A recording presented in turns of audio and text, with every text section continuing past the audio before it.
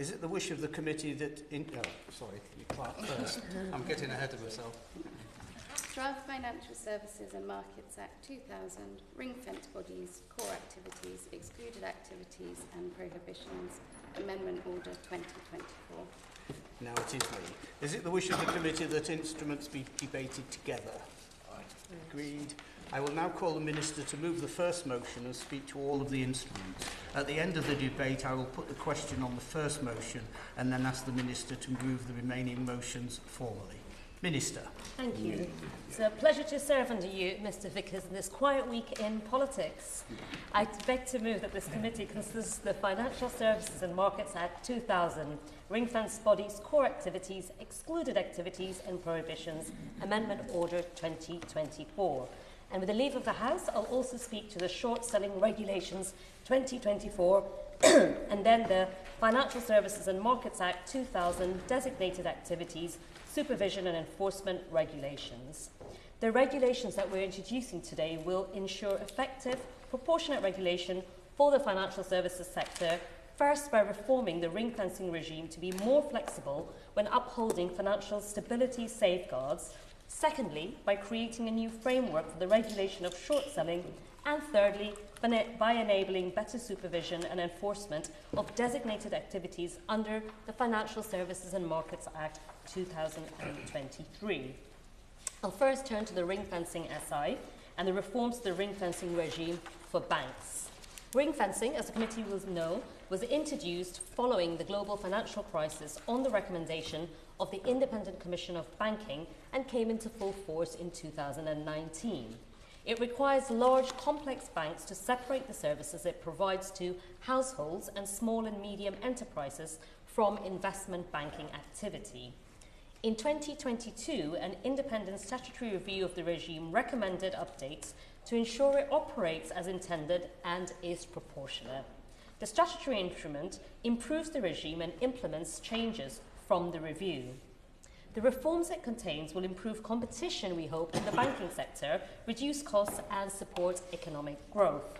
They've been developed with the PRA, who are content that they also maintain appropriate financial stability protections. I will outline the most material updates to the regime. The reforms will ensure that in future, only the largest, most complex banks are subject to the regime with two key changes. The first of this is an increase in the primary deposit threshold, the amount of core deposits a bank can hold before it's required to ring-fence, from 25 billion to 35 billion. This accounts for growth in the deposit base and other relevant economic indicators since ring-fences was introduced and supports competition. The second is the introduction of a new secondary threshold, which exempts retail-focused banking groups from the regime where investment banking activity counts for less than 10% of common equity Tier 1 capital. This statutory instrument also makes changes to the way that banks within the regime can operate. It introduces measures to encourage more investment by ring-fenced banks in UK small and medium enterprises and to reduce the compliance burden associated with the regime. It also creates significant new flexibilities to allow ring-fenced banks to operate globally, of course subject to PRA rules, as well as provide a wide range of goods and services to their customers. Turning to the Short Selling Regulations 2024, short selling is a practice of selling a security that is borrowed or not owned by the seller with the intention of buying it back later at a lower price to make a profit. Short selling plays a healthy role in the proper functioning of financial markets. It provides essential liquidity to markets, which drives investment in British companies. It helps to drive economic growth, and it helps to ensure investors pay the right price when investing in shares. This statutory instrument that we're talking about today introduces a more streamlined UK short selling regime, which focuses on equities rather than both equities and sovereign debt. The new regime also introduced a reformed public disclosure regime for short selling, ensuring there is transparency over short selling activity without the issues identified with the current regime through the 2022 call for evidence. However, I'm sure the opposition spokesperson will identify that there can be risks associated with short selling. As such, it's important for the Financial Conduct Authority to have the tools to effectively monitor short-selling activity and intervene if necessary. The statutory instrument that we're debating today provides the FCA with broad rulemaking powers in relation to short selling. This will allow the FCA to effectively oversee short selling in UK markets. It will also mean that the UK's short selling rules can be adapted and updated by the FCA in a more agile way in the future. For example, to better adapt to new global standards or to take account of market innovation and new business models. This instrument also retains the FCA's powers to intervene in relation to short-selling activity in UK markets in exceptional circumstances, an important feature of the current regime. Now turning to the designated activities, which is Supervision and Enforcement Regulations 2024, we feel to give the FCA the broad rulemaking power for short selling that I've just mentioned, the new short selling regime operates under the Designated Activities Regime, or DAR. The DAR was introduced into the Financial Services and Markets Act 2000 by the Financial Services and Markets Act 2023, which the opposition spokesperson will know very well since we sat across each other debating it for days. It allows the Treasury to designate certain activities to be regulated by the FCA. However, persons carrying on those activities under the DAR do not need to become full authorised persons like banks or insurers. This enables proportionate regulations for activities where it would be disproportionate to have met all requirements for authorisation. The Designated Activities, Supervision and Enforcement Regulations enables the FCA to supervise and enforce the rules that it makes under the DAR. They do this by enabling the FCA to exercise existing supervision and enforcement powers under FSMA 2000 on persons carrying out designated activities, whether or not they are authorised. In the first instance, these powers will be extended to the activities covered by the Consumer Composite Investments Designated Activities Regulations 2024 and Short Selling Regulations 2024. This will enable effective supervision of these regimes. In closing, I thank the committee for putting up with quite technical amendments, but the statutory instruments ensure that our financial services industry is subject to a rulebook that is fit for purpose, more proportionate and tailored to UK markets. And I hope the committee will join me in supporting these regulations, and I commend them to the committee. The question is that the committee has considered the draft Financial Services and Markets Act 2000 ring-fenced bodies, core activities, excluded activities and prohibitions amendment order 2024. I call the Shadow Minister. Easy for you to say, Mr. Chair. Always a pleasure to see you presiding over us today, Mr. Vickers. The Minister covered it pretty well, so let me just make a few remarks, if I may, and I have a couple of questions, which should be, I hope, pretty straightforward. Let me first start talking about the ring-fencing regime. As the Minister set out, the regime came into force in January 2019, requiring the largest UK banks to separate core banking services from their investment and international banking activities. The aim and the intention with the ring-fencing regime was to protect British banks, essentially, from shocks either originating within or elsewhere within the banking group, or, as I will come on to, global financial markets and potential shocks in global financial markets. As I say, I'll come on to that. The regime currently applies to those banks with more than £25 billion in retail and SME deposits. And the original legislation contained a statutory review clause requiring His Majesty's Treasury to commission an independent review within 2 years of the regime coming into effect. The review was commissioned in 2021, chaired by the excellent Sir Keith Skeoch, and the review panel reported in March 2022.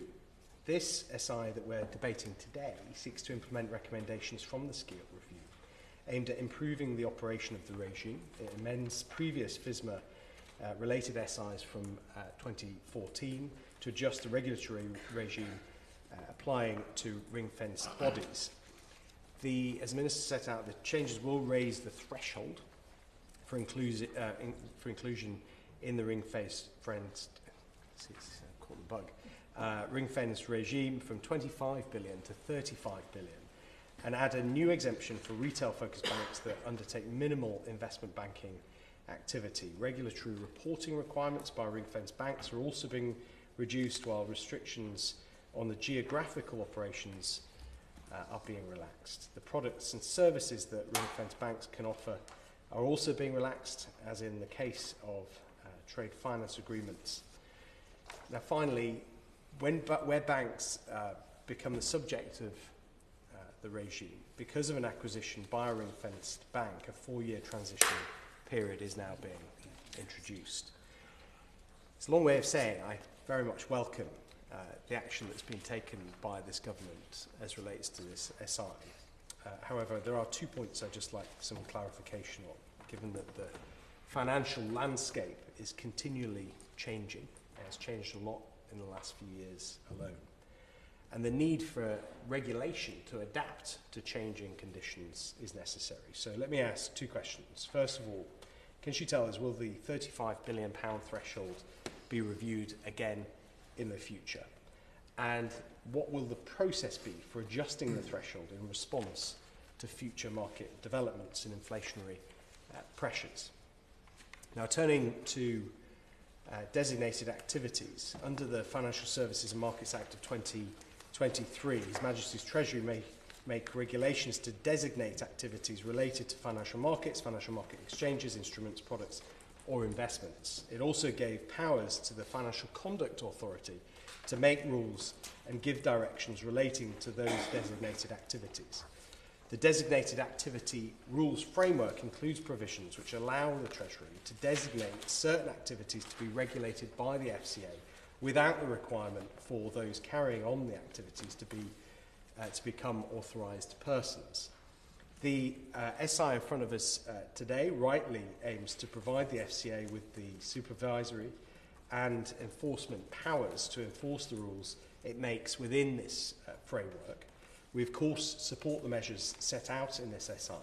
However, again, I have just a couple of points to raise, particularly points that were raised in the other place, and also, as I understand it, points raised by the Minister, as reported in the Financial Times on the 4th of December 2024, regarding the naming and shaming of firms by the Financial Conduct Authority.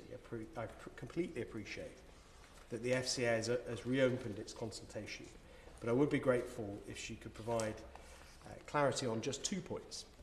First, at what point exactly in the enforcement process would the naming and shaming actually take place? And secondly, how will the government hold the FCA accountable for its new approach, as the Minister herself has said is needed in that interview? Finally, and briefly, we turn to the short selling regulations of 2024. The SI in front of us establishes a new legislative framework for the regulation of short selling by creating a designated activity for short selling, thus giving the FCA powers to make and enforce rules for this practice. Short selling does play a vital role in financial markets, such as providing liquidity. However, it is important that the FCA has the tools it requires to monitor short selling activity and intervene when necessary to mitigate risks. This SI introduces a requirement for the FCA to publish anonymised aggregate net short positions based on all individual position notifications it receives. It also removes restrictions on uncovered short selling of sovereign debt and sovereign credit default swaps, as the Minister was saying, as well as sovereign debt notification requirements. On these benches in opposition, we support the measures set out in this SI, and I have no further questions. Minister. Thank you very much. Thanks. I thank the opposition spokesperson for his questions, and I'm grateful that he's supporting us.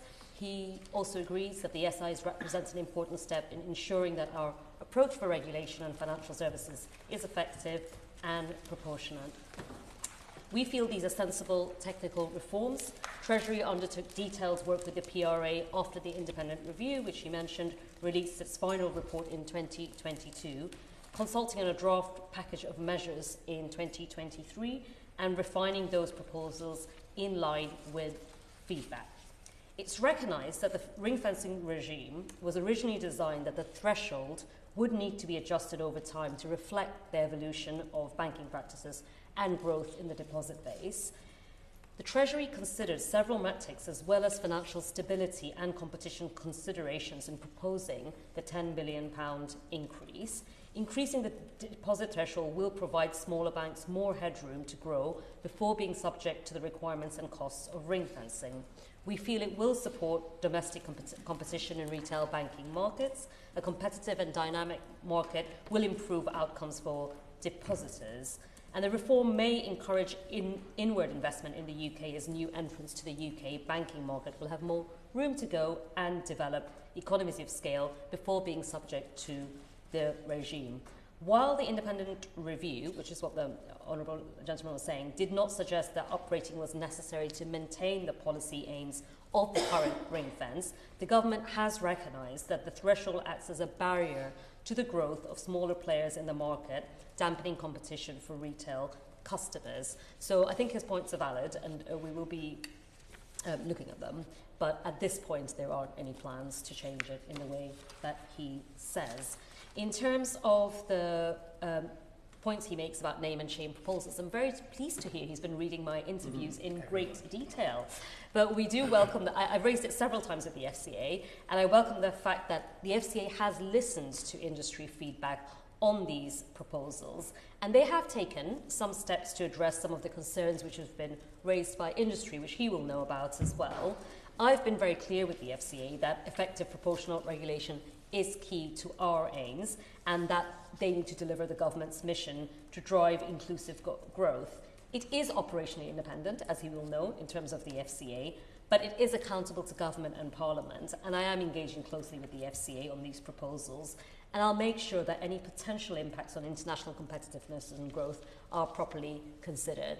This is not to dismiss the concerns from industry on these proposals, because I've heard them firsthand, and it is something that comes up repeatedly in my meetings with the FCA. I hope that reassures him a little bit. And in terms of any other specific questions, although I think I've covered most of them, I'm happy to write to him. But generally, we feel that this SI is important overall to our mission of growing the economy. And I know when the Honourable Gentleman was in government, he had sight of a similar SI and was in agreement with it. So thank you to the committee for agreeing to pass this legislation. No other member is catching my eye. So the question is that the committee has considered the Draft Financial Services and Markets Act 2000 ring-fenced bodies, core activities, excluded activities and prohibitions Amendment Order 2024. As many of that opinion say aye. Aye. To the contrary, no. I think the ayes have it. The ayes have it. The Draft Financial Services and Markets Act 2000 Designated Activities, Supervision and Enforcement Regulations 2024. Minister to move formally. Move formally. The question is that the committee has considered the Draft Financial Services and Markets Act 2000 Designated Activities, Supervision and Enforcement Regulations 2024. As many of that opinion say aye. Aye. To the contrary, no. I think the ayes have it. The ayes have it. The Draft Short Selling Regulations 2024. Minister to move formally. Move formally.